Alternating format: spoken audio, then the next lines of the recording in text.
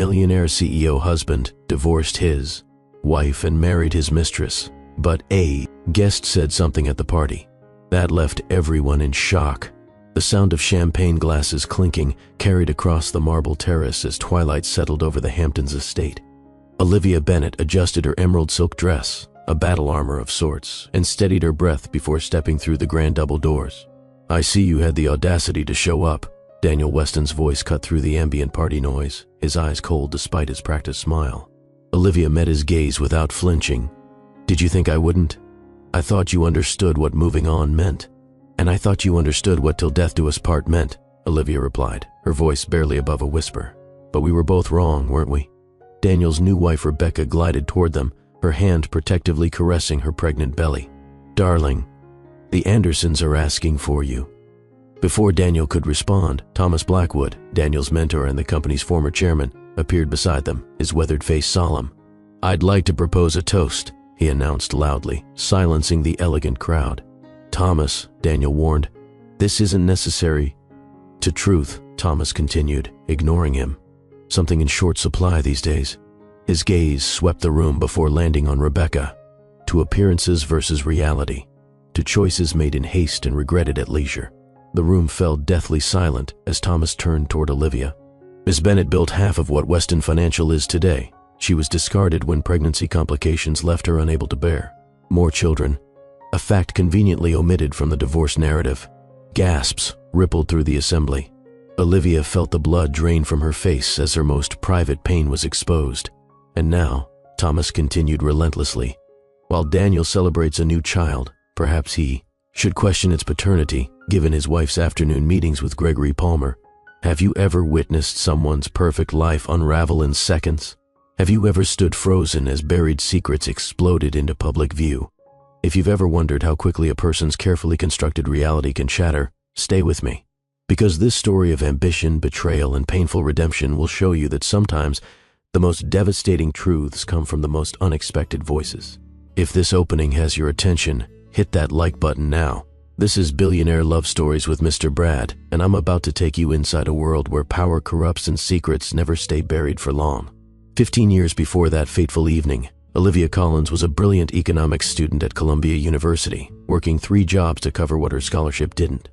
Her daily routine was relentless: classes during the day, waitressing evenings, and tutoring on weekends.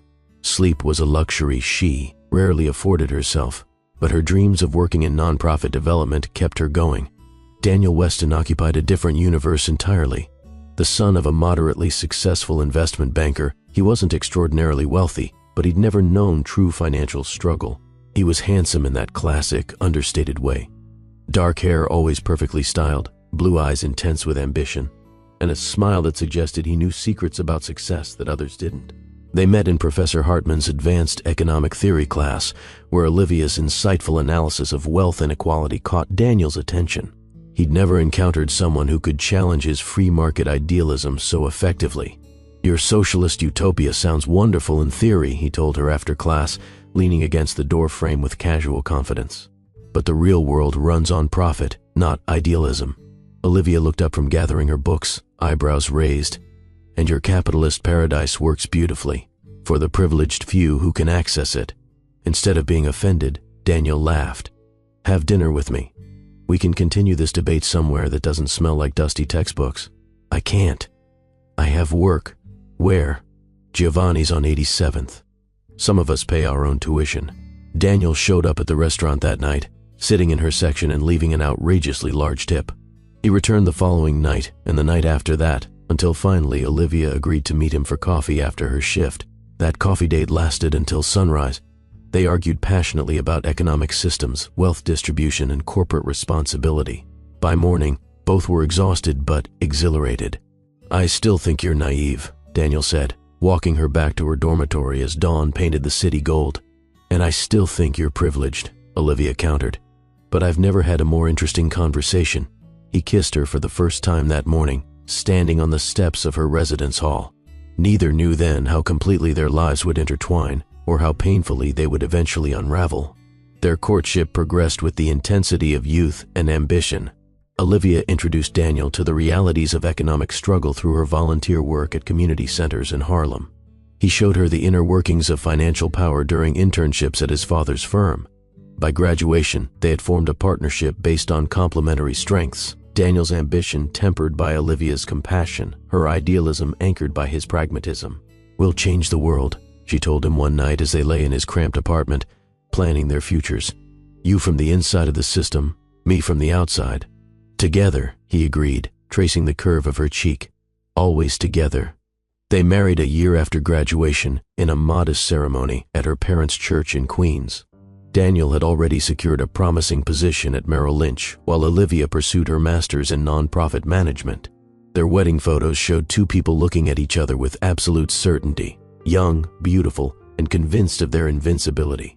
The early years were lean but happy.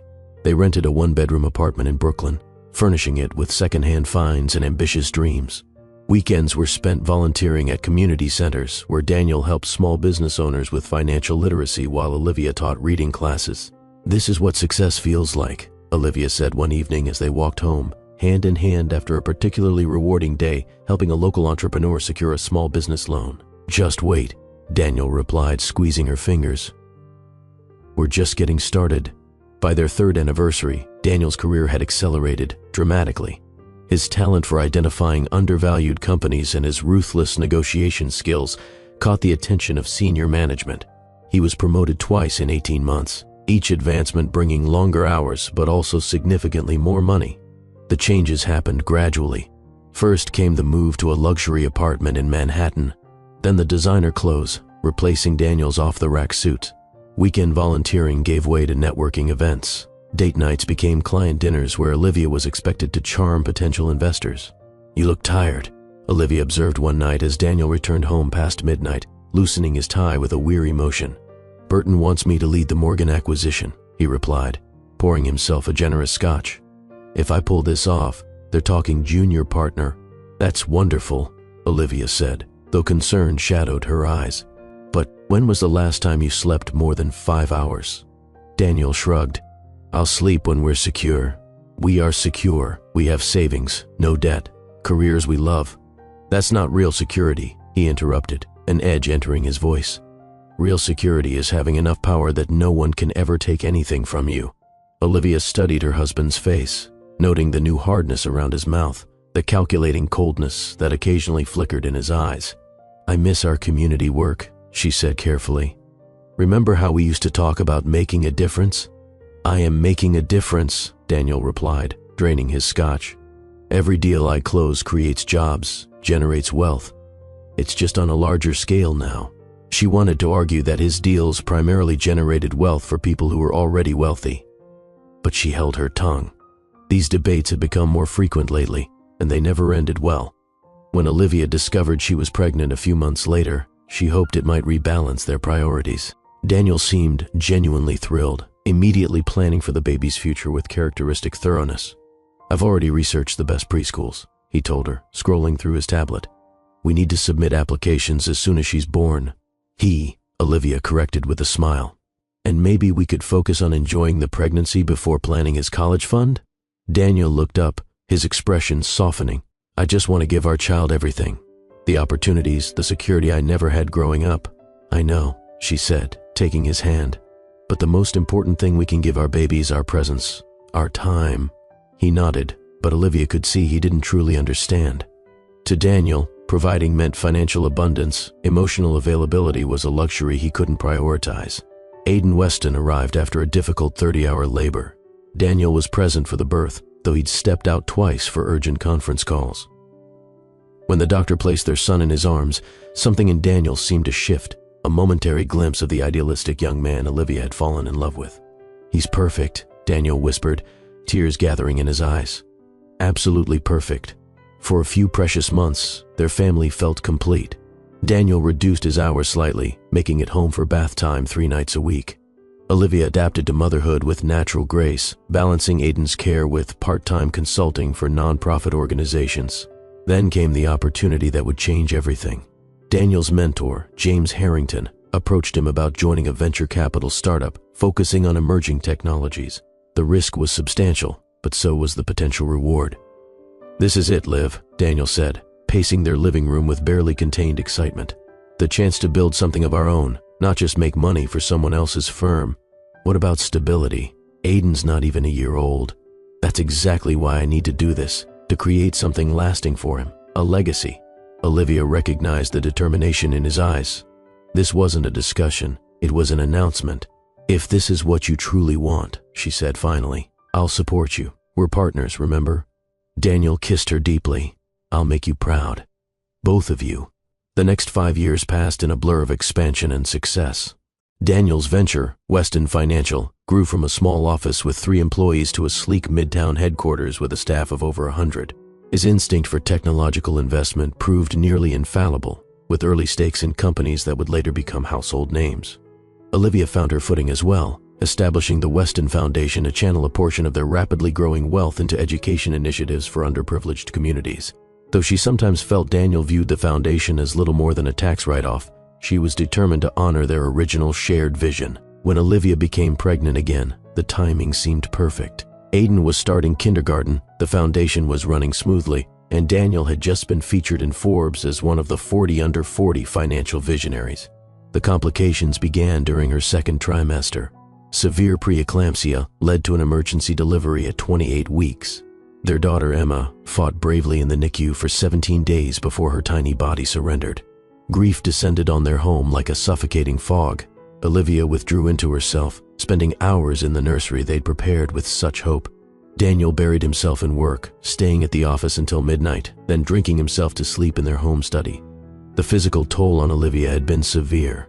After 3 surgeries and lengthy consultations with specialists, the verdict was unequivocal. She would never be able to carry another child to term. We could consider surrogacy, she suggested tentatively one night, months after they'd lost Emma, or adoption. Daniel looked up from his laptop, his expression unreadable. Let's focus on getting you healthy first, and I have the Singapore expansion to manage. We can discuss family planning when things settle down. But things never settled down. Weston Financial continued its meteoric rise, expanding into Asian and European markets. Daniel was rarely home, and when he was, he seemed distracted, checking his phone constantly, responding to emails during dinner. Aiden, now 7, started acting out at school, picking fights, refusing to complete assignments. His teacher suggested he might be seeking attention he wasn't getting at home. He needs his father, Olivia told Daniel after yet another principals meeting. Not just financially, but emotionally. He needs you present. What he needs is to understand discipline and responsibility, Daniel countered. The world doesn't coddle weakness. He's a child, Daniel, not a corporate rival. The argument escalated until Daniel stormed out, not returning until the following evening. Their communication deteriorated further in the weeks that followed. Conversations reduced to logistics about Aiden's schedule or household management. Then Catherine Moore joined Weston Financial as the new head of strategic development. At 32, she was 15 years younger than Daniel, with Harvard Business School credentials and connections throughout the financial world. Tall, polished, and ambitious, she embodied everything Daniel had come to value: ruthless efficiency, strategic brilliance, and unwavering focus. Olivia first met Catherine at the company's annual holiday gala. The younger woman's eyes had assessed her with cool professional interest, her handshake firm but brief. Daniel speaks so highly of your foundation work, Catherine said, her voice carrying the crisp edge of someone who viewed philanthropy as a necessary corporate exercise rather than a calling. That's surprising, Olivia replied with a small smile. We rarely discuss my work these days. Catherine's perfectly sculpted eyebrow arched slightly.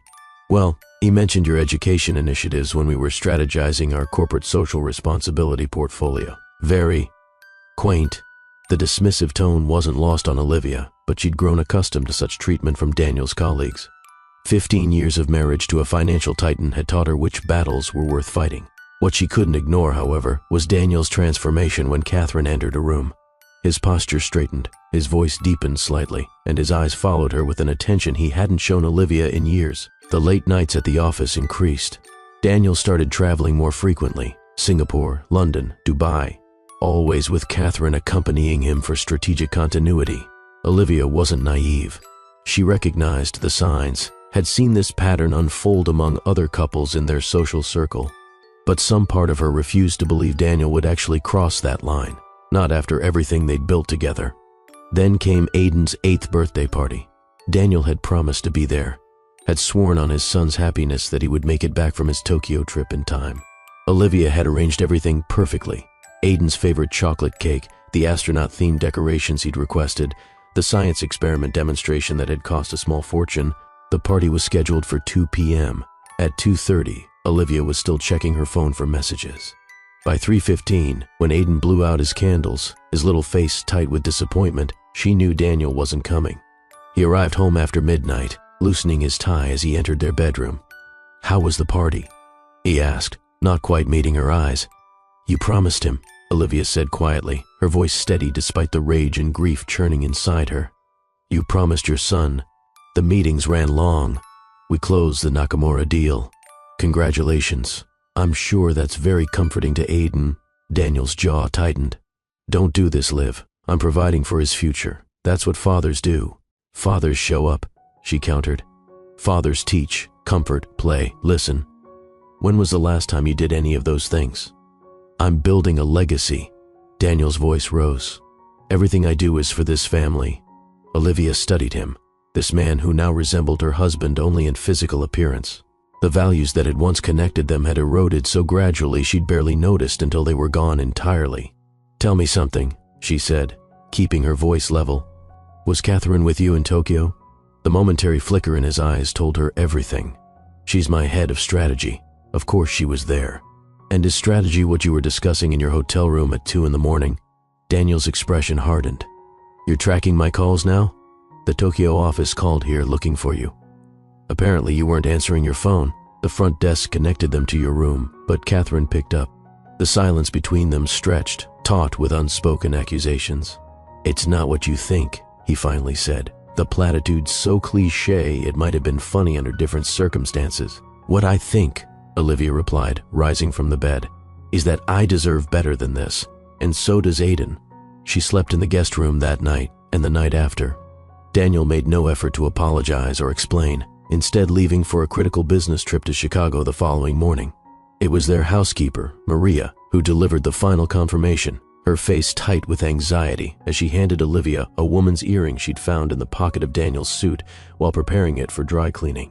Olivia recognized it immediately, the distinctive sapphire stud Catherine had been wearing at the last company function. The physical evidence of her husband's betrayal felt almost anticlimactic after months of emotional abandonment. 2 weeks later, Daniel asked for a divorce. They sat in his home office, the space that had once been Olivia's favorite reading room before Daniel had converted it into a satellite workspace. The bookshelves that had held her beloved classics now displayed financial awards and deal trophies.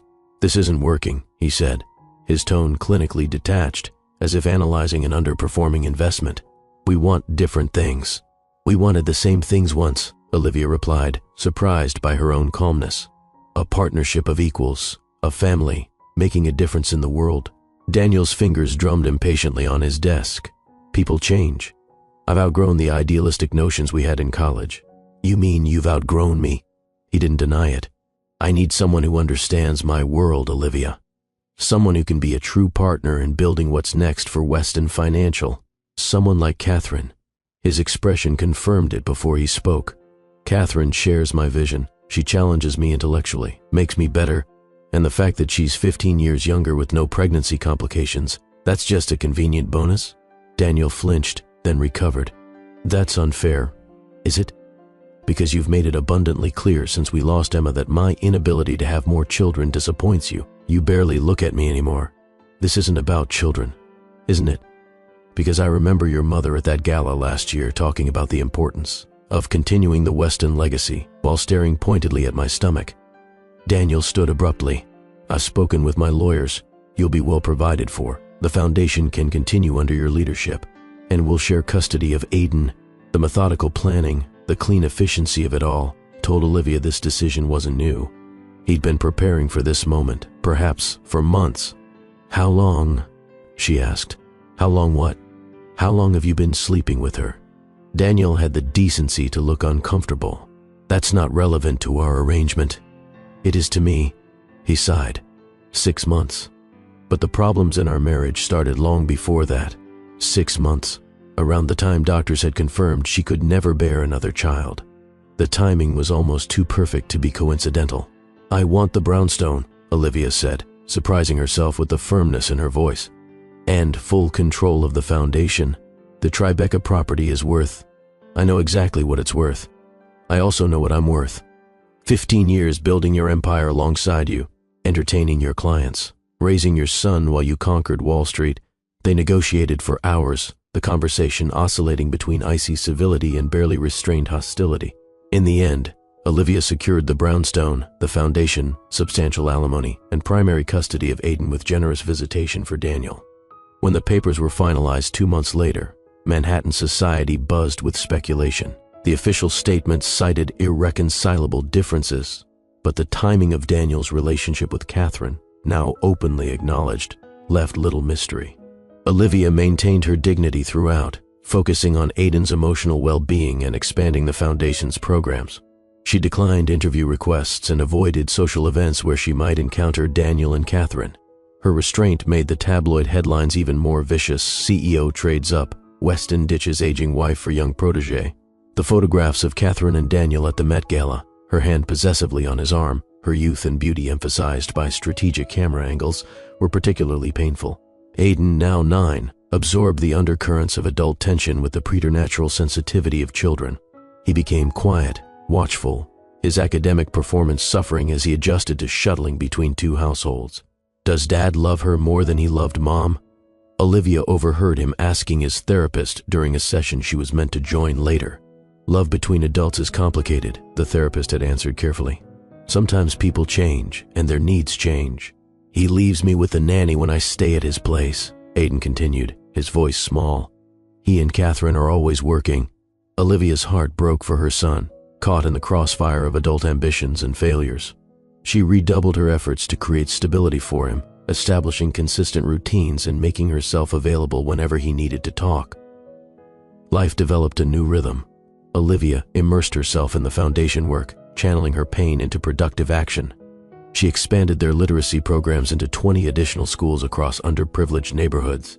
Each success felt like reclaiming a piece of her identity that had been subsumed in her role as Daniel Weston's wife. Daniel and Catherine married 6 months after his divorce was finalized. The wedding, featured in Vogue, was an extravaganza of wealth and connection.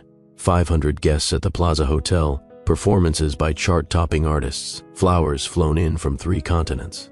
Olivia learned about the details from her friend Miranda Kingsley, who had attended out of family obligation. Her husband was Daniel's legal counsel. It was obscene, Miranda reported, sipping tea in Olivia's kitchen the morning after. Catherine's dress alone probably cost more than most people's homes, and the way she clung to Daniel, marking her territory every time another woman approached.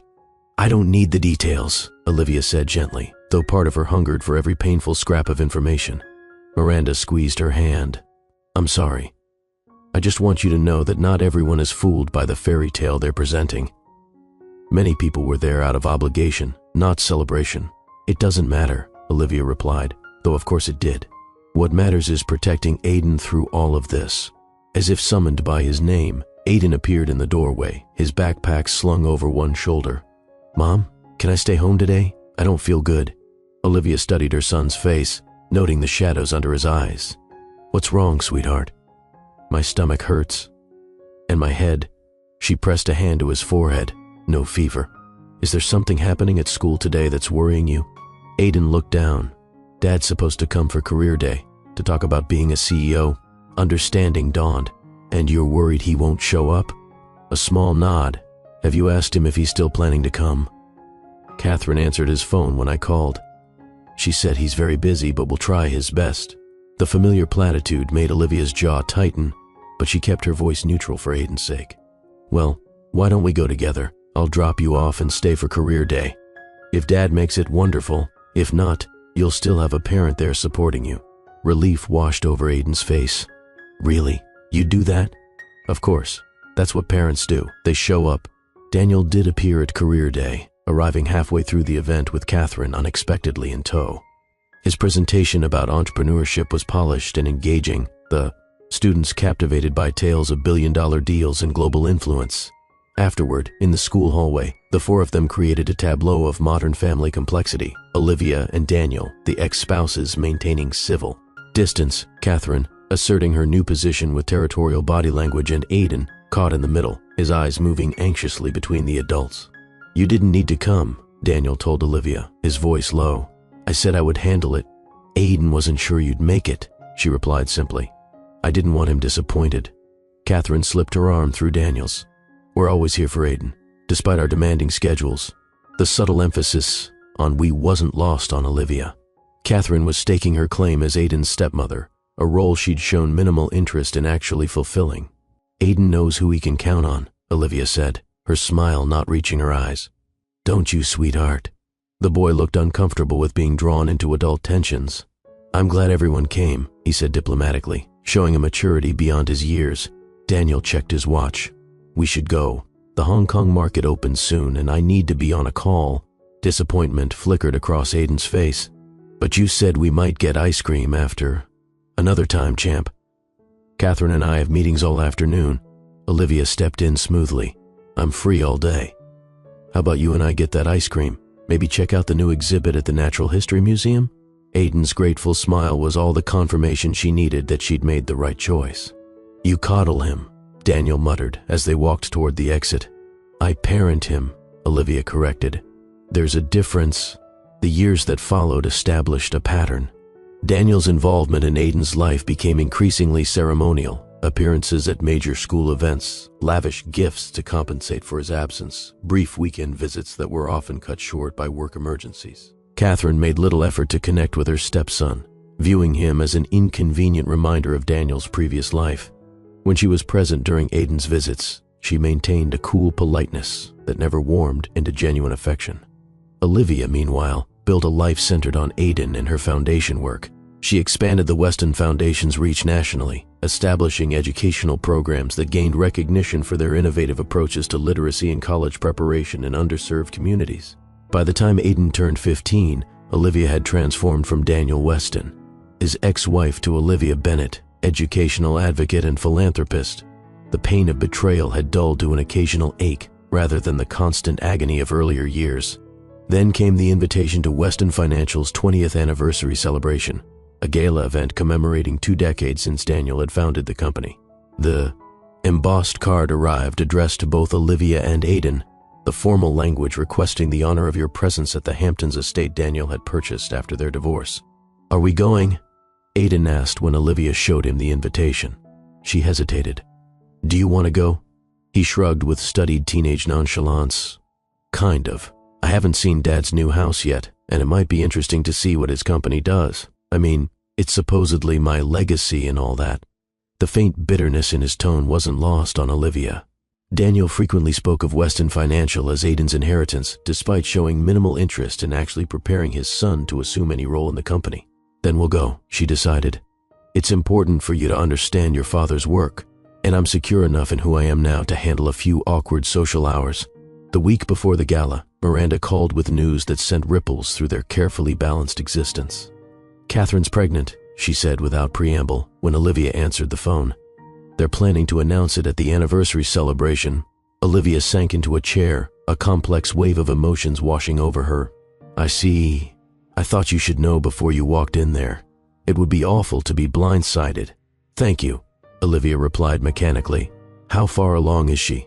5 months, apparently. They've kept it quiet because she's 40 now, and there were concerns about complications. The irony wasn't lost on Olivia. The same age-related pregnancy concerns that had contributed to Daniel leaving her were now affecting his second marriage. "Are you still planning to attend?" Miranda asked gently. "Yes," Olivia said after a moment's consideration, "for Aiden's sake. He needs to see that I can be civil with his father, regardless of personal feelings." "You're a better woman than I would be," Miranda sighed. "If it helps, the company rumor mill suggests things aren't as perfect in paradise as they seem. Daniel's been sleeping in his office some nights, according to my husband." Olivia didn't allow herself to feel satisfaction at this information. Whatever issues existed in Daniel and Catherine's marriage were their problem, not hers. The evening of the gala arrived with perfect early summer weather, warm enough for the outdoor reception on the estate's vast lawns, but with a gentle breeze that kept the humidity at bay. Olivia chose her emerald silk dress carefully, a designer piece that projected confidence without trying too hard. Aiden, in his first adult suit, looked startlingly like Daniel at that age, tall, dark-haired, with an intensity in his eyes that could be either ambition or anger, depending on how life shaped him. "Remember," Olivia told him as their car approached the estate's gates, "whatever happens tonight, we hold our heads high. We have nothing to be ashamed of." Aiden nodded, his expression serious. "I know, Mom. I'm proud of us, of you. What you've built with the foundation." His words warmed her heart. Despite everything, she'd raised a son who understood values beyond wealth and status. The estate was spectacular, 10 acres of manicured grounds surrounding a modern glass and stone mansion overlooking the Atlantic. Luxury vehicles lined the circular driveway, disgorging guests in formal attire who moved toward the illuminated entrance like moths drawn to flame. Olivia spotted Catherine immediately upon entering, impossible to miss in a flowing white gown that highlighted her pregnancy, her hand placed strategically on her rounded belly whenever cameras pointed her way. Daniel stood beside her, accepting congratulations with practiced charm, though Olivia noted the tension around his eyes. Thomas Blackwood approached as Olivia and Aiden entered the main reception area. At 75, Daniel's mentor retained the commanding presence that had made him a Wall Street legend. Tall, silver-haired, with penetrating gray eyes that missed nothing. "Olivia," he greeted her warmly, kissing her cheek. "You look remarkable." And Aiden, "My boy, you're becoming a young man." Thomas had always been kind to Olivia, even after the divorce. Unlike many in Daniel's circle, he had maintained contact, occasionally meeting her for lunch to discuss the foundation's work and Aiden's development. "Thank you for coming," he continued, his voice lowering. "I know this can't be easy." "It's important for Aiden to see his father's professional world," she replied simply. Thomas nodded, then frowned slightly. "Daniel tells me Aiden has expressed minimal interest in finance." "He's exploring his options," Olivia said diplomatically. "He's only 15. The truth was more complicated. Aiden had actively rejected anything related to finance or business, instead developing passionate interests in environmental science and sustainable technology, fields he knew would disappoint his father. "Well, there's time yet," Thomas said, patting Aiden's shoulder, "though perhaps not as much as we think. Youth passes quickly, as does opportunity." Something in his tone suggested he wasn't merely making philosophical observations about Aiden's future. The evening progressed with the choreographed precision of high society events. Cocktails on the terrace, followed by a seated dinner in the grand ballroom. Speeches celebrating Weston Financial's achievements. A video presentation chronicling the company's growth from startup to global powerhouse. Olivia noticed the video conveniently began with year 3 of the company's existence, after her active involvement had been sidelined by pregnancy complications and Daniel had begun centralizing control. Her contributions to the early strategic planning, client relationship management, and brand development had been erased from the official narrative. When Daniel took the stage for his keynote address, Catherine positioned prominently in the front row, Olivia felt Aiden tense beside her. 20 years ago, I had a vision," Daniel began, his voice confident as it carried through the state-of-the-art sound system. "A vision of building something that would outlast me. A legacy not just of wealth, but of innovation and influence." He spoke for 15 minutes about perseverance, strategic risk-taking, and the importance of surrounding oneself with the right people, a phrase that caused Catherine to smile smugly. "And now, as Weston Financial enters its 3rd decade," Daniel concluded, "I am pleased to announce that our legacy will continue in more ways than one. Catherine and I are expecting our first child this fall, a daughter who represents the future of everything we've built." Applause filled the ballroom. Catherine rose to join Daniel on stage, her white gown glowing under the spotlights, her hand protectively on her stomach as cameras flashed. Olivia maintained her composure, though she felt Aiden's hand slip into hers under the table, a gesture of solidarity that meant more than any speech. As dessert was being served, Thomas Blackwood approached their table again, this time with a glass of whiskey in hand and a troubled expression. "Aiden," he said, "would you mind if I borrowed your mother for a moment? There's someone from the Education Foundation circuit she should meet." The someone turned out to be fictional. Once they had moved to a quiet corner of the terrace, Thomas spoke in a low, urgent tone. "I need to tell you something, Olivia. Something I should have said years ago." "What is it?" Thomas glanced around, ensuring they weren't overheard. "Daniel didn't leave you because of growing apart or different priorities. He left because Catherine manipulated him." Olivia frowned. "Thomas, that's kind. But Daniel made his choices. Listen to me. After Emma died, and you had those complications, Catherine accessed your medical records through a contact at the hospital. She learned you couldn't have more children, and she used that knowledge to target Daniel specifically. Shock rendered Olivia momentarily speechless. That's impossible. How could she? She was working at Meridian Health Partners before Weston Financial. Her roommate was a records administrator at New York Presbyterian. I have proof, emails, text messages. Catherine strategically positioned herself as the alternative to you. Young, fertile, ambitious. She fed into Daniel's family legacy obsession, knowing it was his vulnerability. Why are you telling me this now? Olivia asked, her mind reeling. Thomas's expression darkened. Because history is repeating itself. Catherine isn't the perfect partner she pretends to be. She's been meeting Gregory Palmer, yes, Daniel's chief, competitor, at the Carlisle Hotel regularly for months. I've had my security team watching her since I became suspicious of her sudden pregnancy announcement. You think the baby isn't Daniel's? I know it isn't. The timeline doesn't match his travel schedule. He was in Tokyo during the conception window. And there's more. Palmer has been quietly acquiring Weston Financial stock through shell companies. I believe Catherine is helping him stage a hostile takeover. Olivia felt dizzy with the implications. Have you told Daniel? I've tried. He refuses to listen, believes I'm jealous of his happiness. Thomas took a long sip of his whiskey. Denial is powerful. But tonight, I intend to force the truth into the open. Thomas, don't. It's time for truth, Olivia. Daniel destroyed what mattered most once before because of this woman's manipulation. I won't let him lose everything again through blind pride. Before she could respond, a chiming sound announced the evening's formal toast. Guests moved toward the center of the ballroom, where Daniel and Catherine stood on a small dais, champagne glasses raised. Daniel's voice carried across the hushed room to 20 years of Weston Financial, to family, legacy, and future generations. Thomas Blackwood moved deliberately toward the dais, his tall frame commanding attention even before he spoke. I'd like to propose another toast, he announced, his authoritative voice silencing the room. Daniel's expression shifted from confusion to alarm. Thomas, this isn't necessary. To truth, Thomas continued, ignoring him. Something in short supply these days. His gaze swept the room before landing on Catherine. To appearances versus reality. To choices made in haste and regretted at leisure. The room had gone completely still, everyone sensing the undercurrent of confrontation.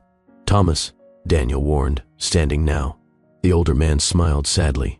I've watched you destroy what mattered most once before, Daniel. I won't stay silent this time. He turned toward Olivia. Miss Bennett built half of what Weston Financial is today. She was discarded when pregnancy complications left her unable to bear. More children. A fact conveniently omitted from the divorce narrative. Gasps rippled through the assembly. Olivia felt the blood drain from her face as her most private pain was exposed. And now, Thomas continued relentlessly, while Daniel celebrates a new child, perhaps he should question its paternity, given his wife's afternoon meetings with Gregory Palmer. Catherine's glass shattered on the floor. How dare you? She hissed, her perfect composure cracking. I dare because someone must, Thomas replied evenly. Daniel has sacrificed true partnership for the illusion of perfection, twice. Though in Olivia's case, the sacrifice was one-sided. The silence that followed was deafening. Olivia felt dozens of eyes turn to her, pity and shock in their expressions. Beside his father, Aidan looked devastated, learning family secrets in the most public, cruel way possible. Daniel stood frozen, his face a mask of humiliation and rage. That's enough, he finally said, his voice dangerously quiet. This evening is over. People began collecting their belongings, murmuring in shocked tones. Olivia moved quickly to Aidan, putting her arm around his shoulders. Let's go home, she whispered. Did he really leave you because you couldn't have more children? Aidan asked, his voice breaking. We'll talk about it at home, she promised, guiding him toward the exit. As they reached the door, Daniel intercepted them. Olivia, Aidan, wait. Please, not now, Daniel, she said, her voice steady despite the emotions threatening to overwhelm her. I need to explain. To whom? She challenged.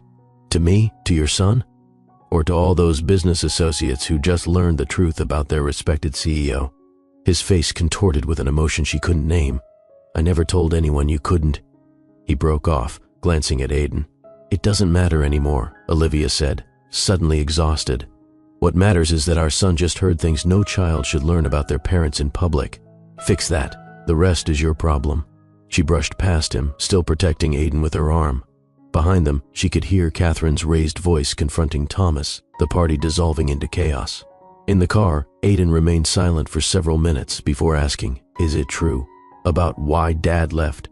Olivia gripped the steering wheel tightly. "It's part of the truth. After you were born, there were complications. Additional pregnancies would have been dangerous, possibly fatal. Your father wanted more children, so he left you and found someone who could give him more kids." The disgust in Aiden's voice was palpable. "It wasn't quite that simple.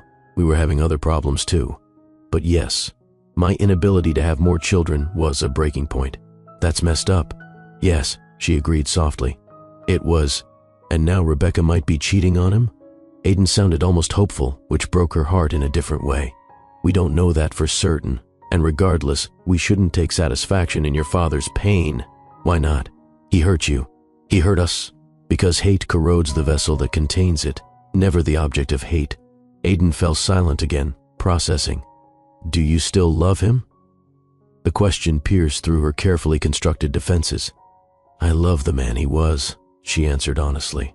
"And I'll always love him as your father. The rest is complicated." They arrived home to find Daniel's Bentley already parked outside their brownstone.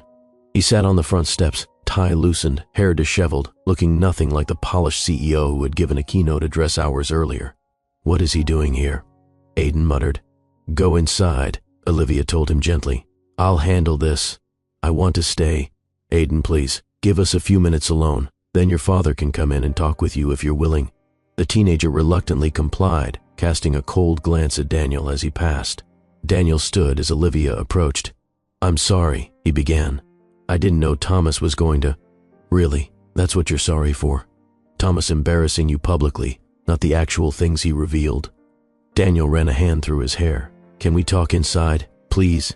"No. Whatever you need to say, you can say it here." "Fine." He took a deep breath. "Is it true about Catherine meeting Palmer?" Olivia almost laughed at the predictability of his concern. "That's what you're focusing on? Not the fact that our son just learned you abandoned his mother because she couldn't give you more children?" "I'm trying to understand everything that's happening, Olivia. My entire life just exploded in public. Welcome to the club. I've been there. It's not fun, is it?" Daniel leaned against the railing, suddenly looking much older than his 47 years. "I made mistakes, terrible ones." "Yes, you did. I didn't leave solely because you couldn't have more children. That's not fair, isn't it? Because I remember quite clearly you saying you needed someone who could give you what you needed." "Your words, Daniel, not mine." He winced. "I was wrong. I was selfish and wrong. And it only took you 8 years and a public humiliation to admit it." Impressive personal growth. The bitterness in her tone hung in the night air between them. "I need to talk to Aiden," Daniel said finally. "He deserves to hear the truth from me." "Yes, he does. But he also deserves a father who puts his needs first. Are you finally ready to be that person?" Before Daniel could respond, the front door opened and Aiden appeared. "I can hear you guys from inside," he said. "You don't need to talk about me like I'm a child." Olivia's expression softened. "You're right. I'm sorry. Dad, are you going to explain why you left us? Or are you just worried your wife is cheating?" Daniel flinched at his son's directness. "I'd like to explain everything, if you'll listen." "We're listening," Aiden replied, crossing his arms. Daniel looked at Olivia, silently asking permission to speak freely. She nodded slightly. "When your sister died," Daniel began, his voice cracking, "something broke in me, not just grief, but fear. Fear of more loss, more pain. When the doctor said your mother couldn't safely have more children, I convinced myself it was better to start fresh than to face that limitation.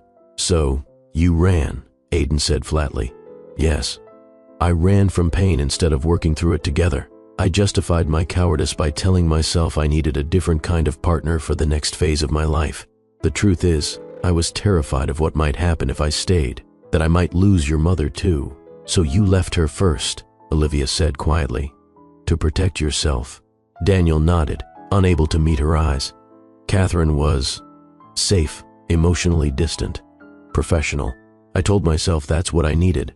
And now," Aiden pressed, "now I realize I traded substance for appearance, real love for convenience, and I've regretted it every day for 8 years. The raw honesty in his voice startled Olivia.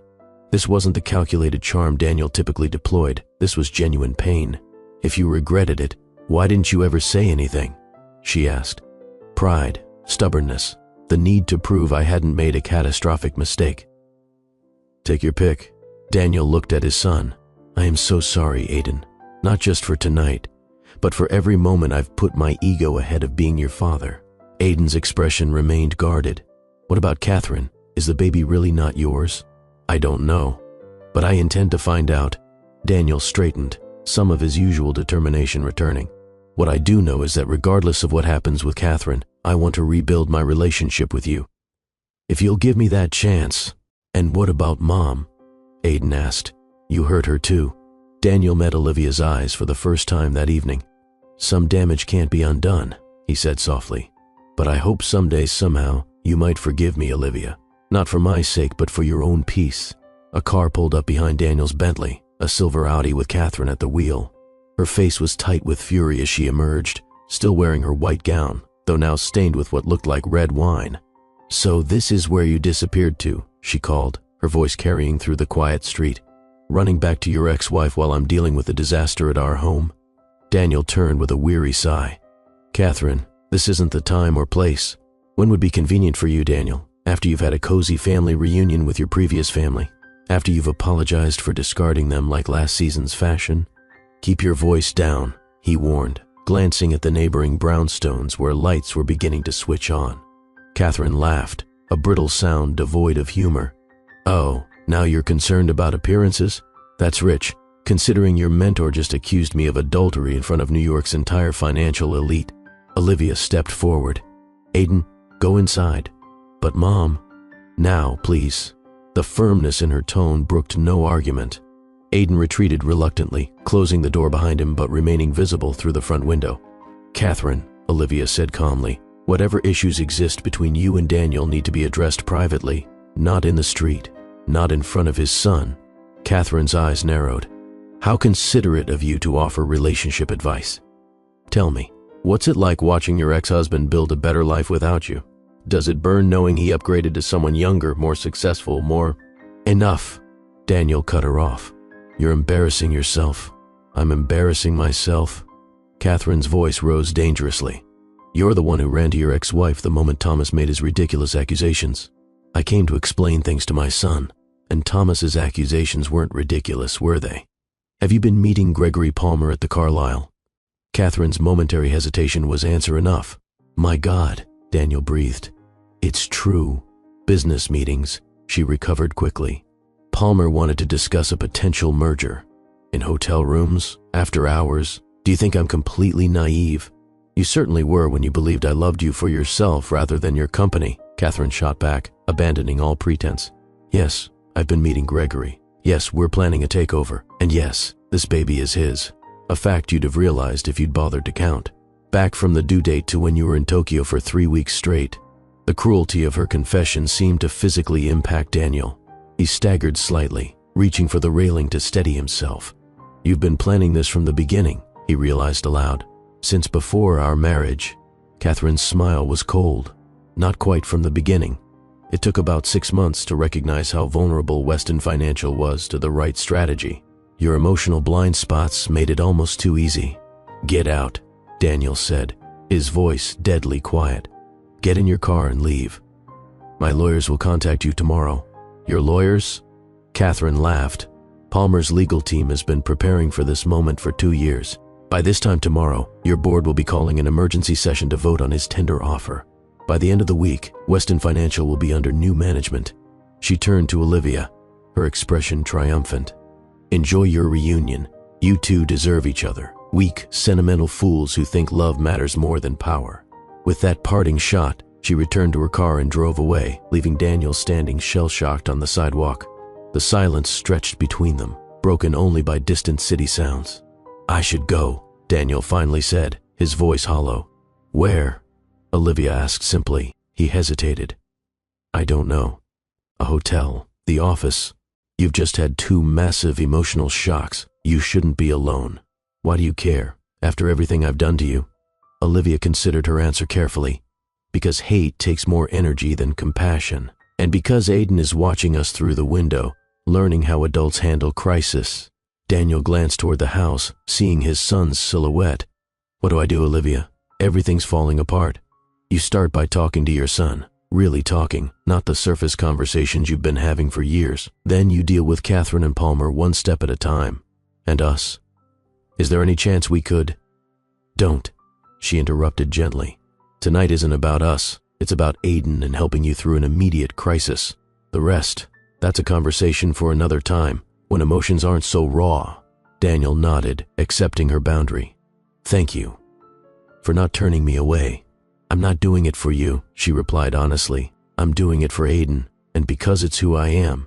They walked together to the front door, an awkward echo of countless evenings in their shared past when they'd returned home as a united front. Now they entered as strangers, connected only by history and a son who watched them with cautious hope. The next morning found them in Olivia's kitchen, 3 people attempting to navigate a new reality. Daniel, having slept in the guest room, looked rumpled and tired, but more present than Olivia had seen him in years. Aiden moved between them cautiously, as if testing the stability of a bridge he wasn't sure would hold his weight. I spoke with my lawyers at 6 a.m., Daniel said, accepting the coffee Olivia offered. They confirmed Catherine's been meeting with Palmer for months, and they found evidence she accessed your medical records before she even joined Weston Financial. Olivia sat across from him. Thomas was right about everything. Yes, I should have listened to him years ago when he tried to warn me about her. Daniel's hands tightened around his mug. I was so determined to prove I hadn't made a mistake in leaving you that I ignored all the warning signs. What happens now with the company? Aiden asked, joining them at the table. Is this Palmer guy really going to take it over?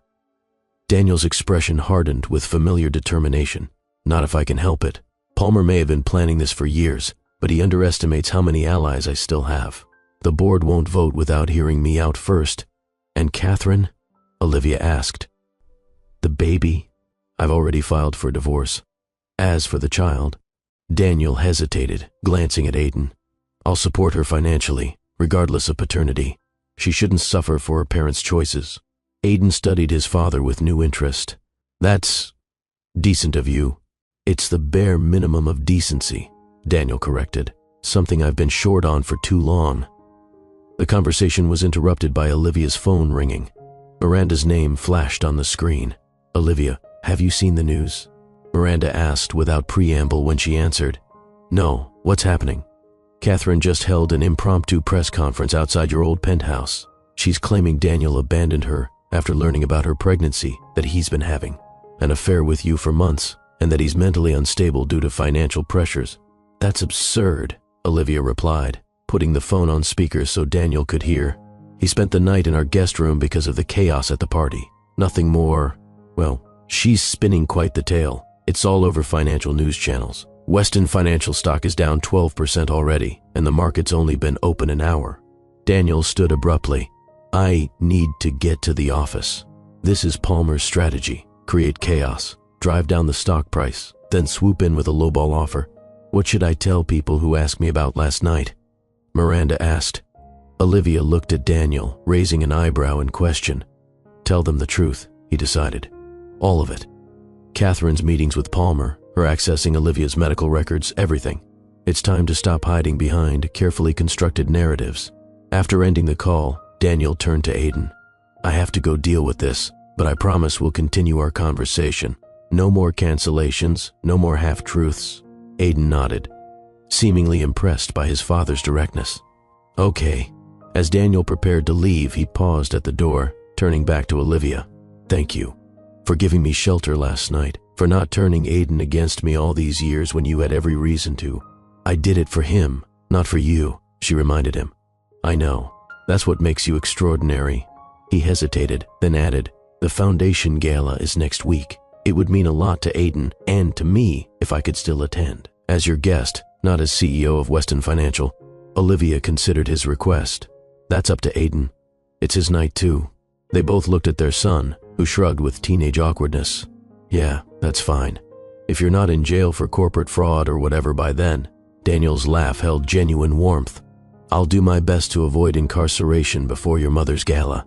After he left, Aiden helped Olivia clean up the breakfast dishes, an unusual voluntary assist that signaled he wanted to talk. Do you think they'll work things out? He asked finally. Dad and Catherine? No, Olivia answered honestly. Some betrayals can't be overcome. And from what we heard last night, Catherine never loved your father.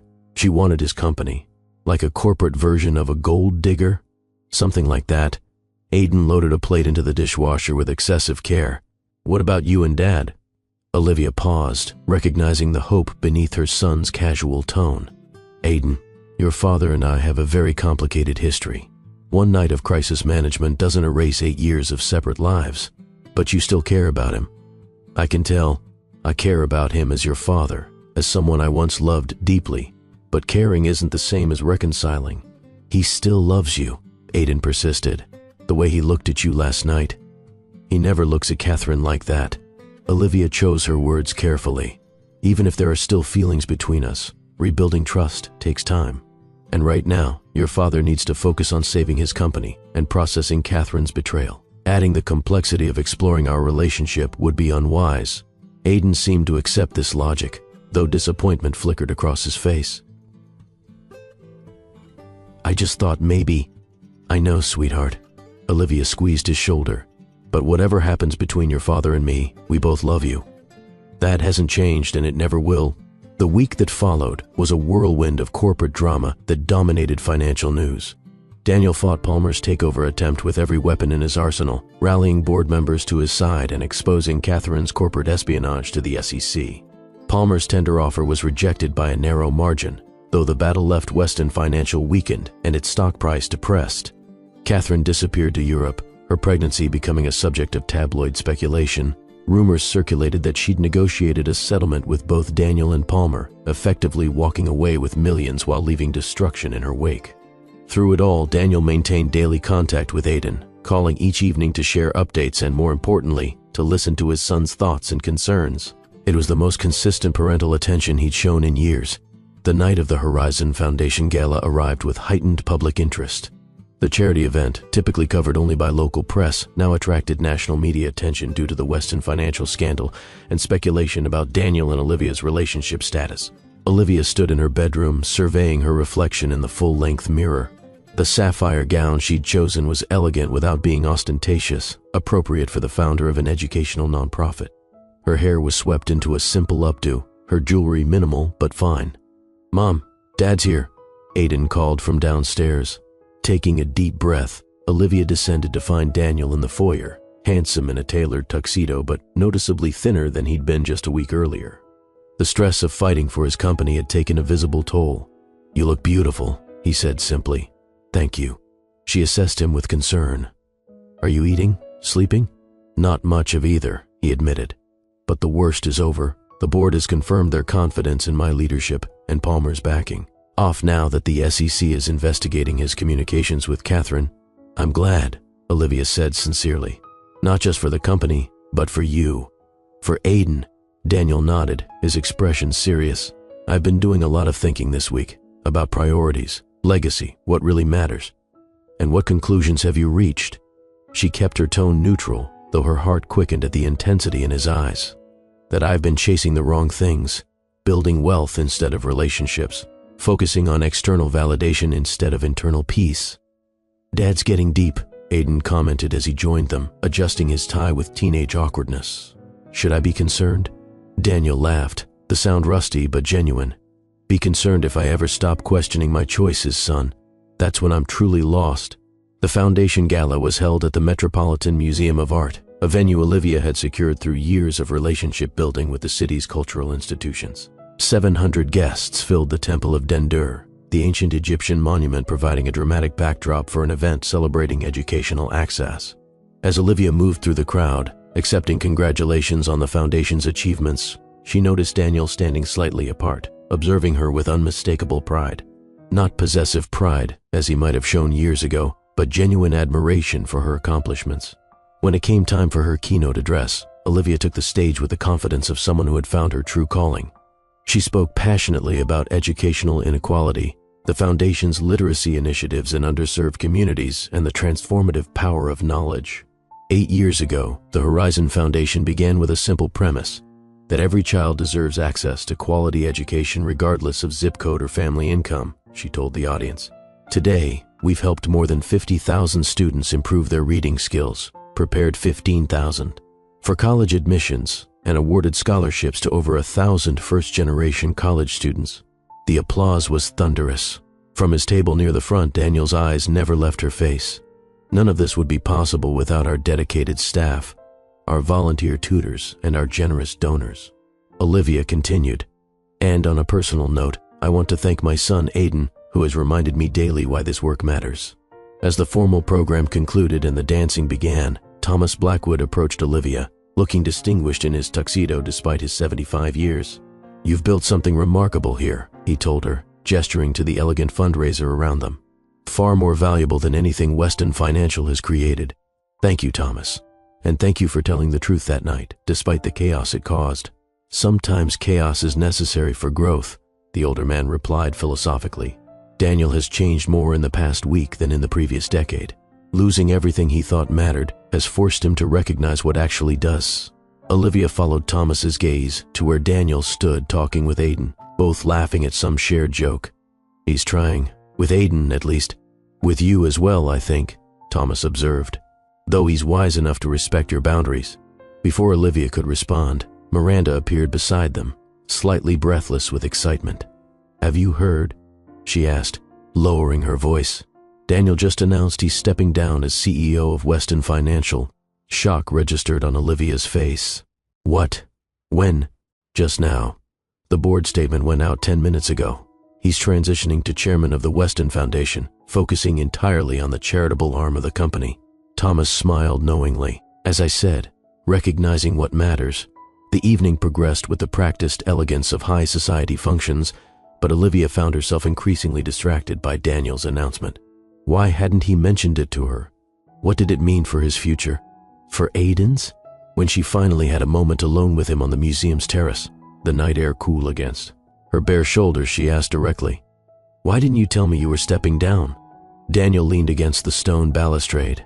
I wanted you to have your night without my decisions becoming part of the narrative. It's a massive change. Are you sure it's what you want? It's what I need, he corrected.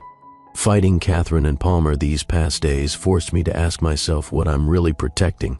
The answer wasn't stock prices or market position. It was legacy, but not the kind I thought. Meaning, I want my legacy to be more than corporate acquisitions and profit margins.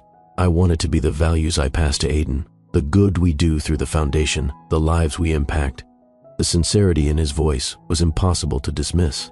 This wasn't the calculated charm Daniel deployed in business settings. This was raw, honest vulnerability. What will you do? She asked. Expand the Weston Foundation's work. Find ways to complement what Horizon is doing without stepping on your territory. Teach Aiden what really matters, if he'll let me. Daniel hesitated, then added quietly, and perhaps, if you're willing, explore whether there's anything left to salvage between us. Olivia felt her carefully maintained emotional walls tremble. Daniel, I'm not asking for a decision tonight, he assured her quickly.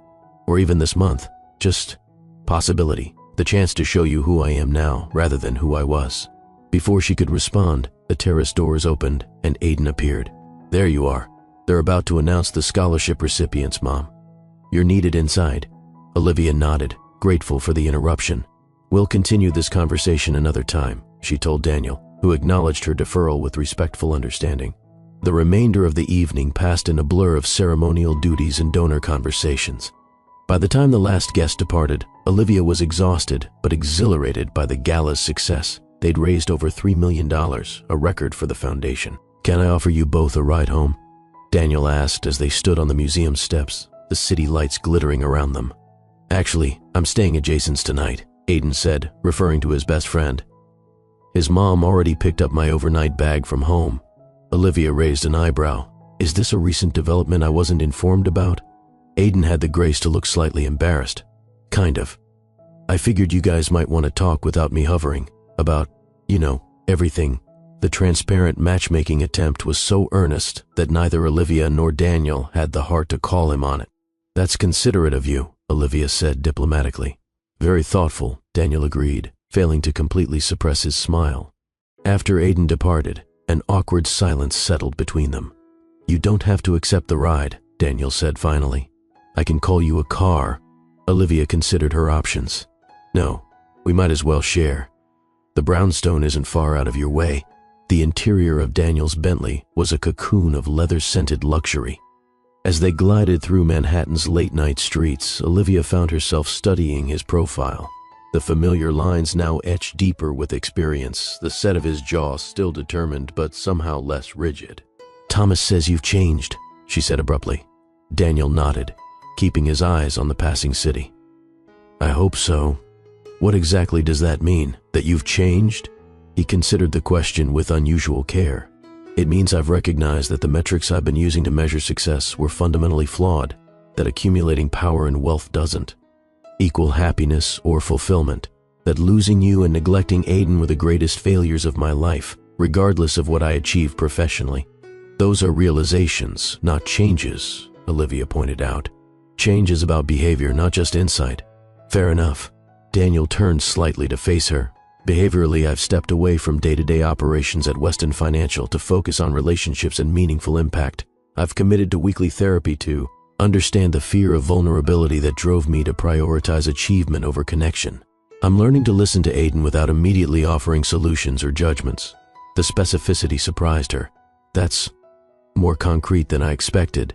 I've had a week of brutal self-reflection, he admitted.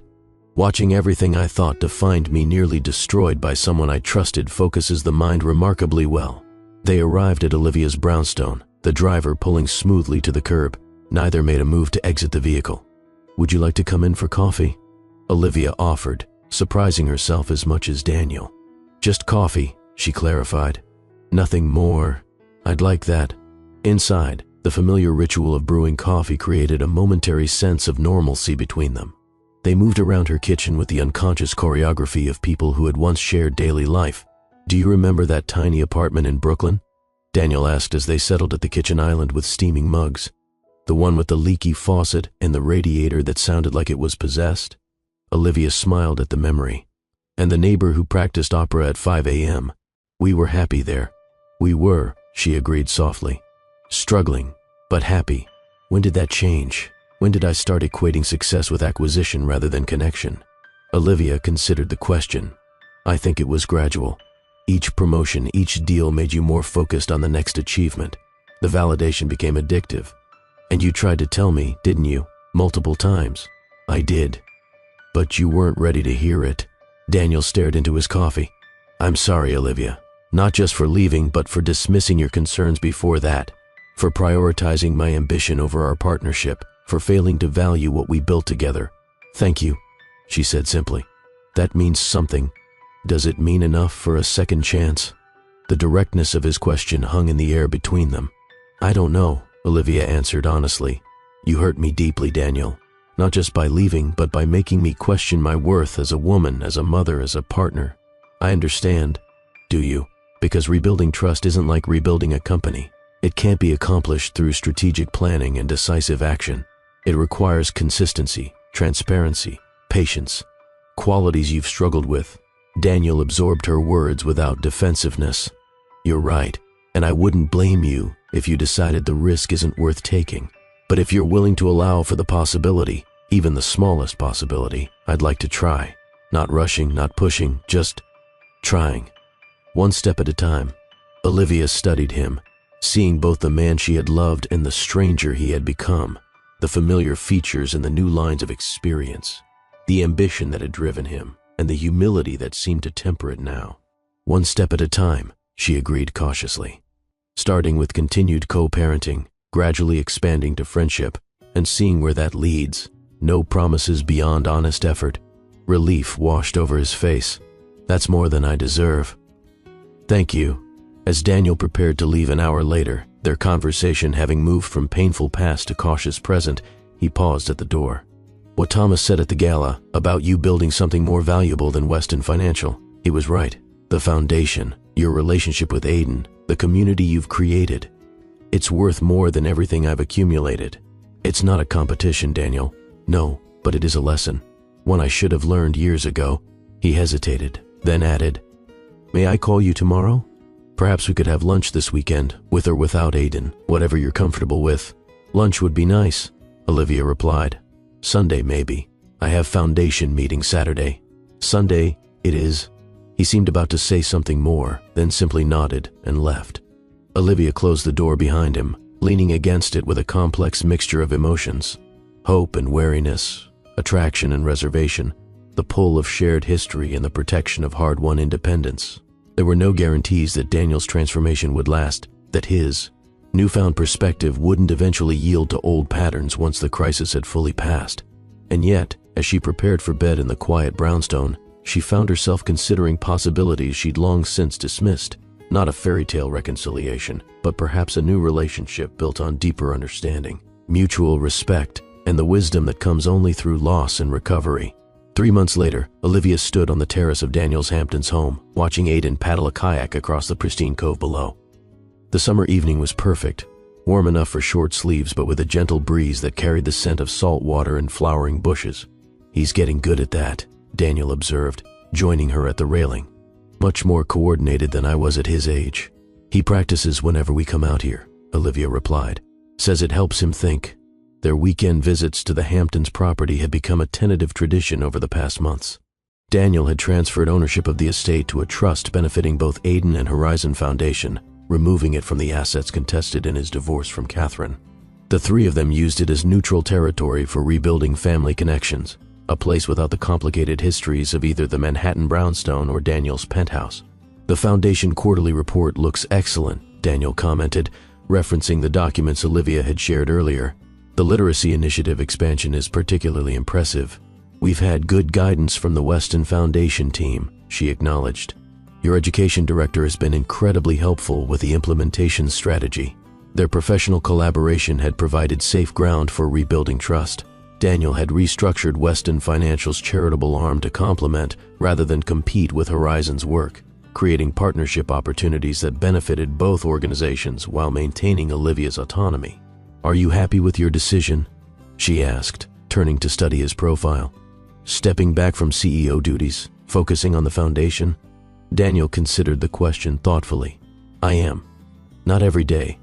There are moments I miss the adrenaline of deal-making, the power of running a global operation, but those moments are less frequent now, and the satisfaction I get from seeing tangible impact in communities, it's different, more substantial. Different metrics for success, Olivia observed, echoing their conversation months earlier. Exactly. Daniel glanced at her, his expression open. What about you? Are you happy with this, our current arrangement?